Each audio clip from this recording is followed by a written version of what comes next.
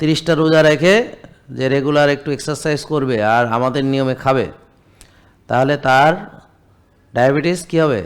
থাকবে না। Fatty liver থাকবে। লিভারের চর্বি মানে কি? Fatty liver. এই রক্তনালীর চর্বিও কী হবে?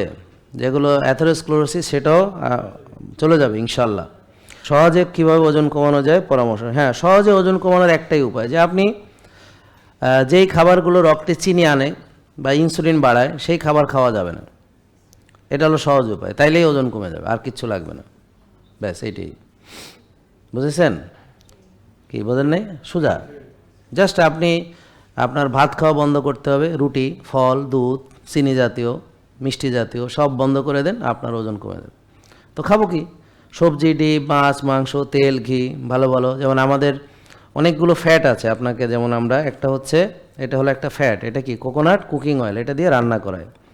এটা হচ্ছে একটা ফ্যাট, এটা হলো যে জৈতুনের তেল, একদম extra virgin, organic, cold pressed, হ্যাঁ, সায়েন্টিফিক্যাল এক্সট্রাকশন জৈতুনের তেল।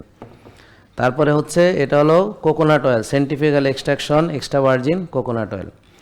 তারপরে হচ্ছে আমাদের আছে এমসিটি, এটা হচ্ছে C8, এই যে কোকোনাট অয়েলের C8 কার্বন, 8 কার্বনের যেটা, এটা হচ্ছে এমসিটি।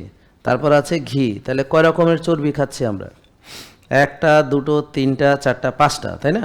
ঠিক আছে। তাহলে দেখেন, ঘি থেকে আমরা শক্তি পাবো, কিন্তু সুগার বাড়বে না, ইনসুলিনও বাড়বে না। এমসিটি থেকে শক্তি পাবো, সুগারও বাড়বে না, ইনসুলিনও বাড়বে না। নারকেলের তেল থেকে শক্তি পাবো, সুগার বাড়বে না, ইনসুলিনও বাড়বে না। অলিভ অয়েল থেকে শক্তি পাবো, সুগার বাড়বে না, ইনসুলিন বাড়বে না। জেকে লাইফস্টাইল লিমিটেড, ওষুধ মুক্ত সুস্থ জীবন।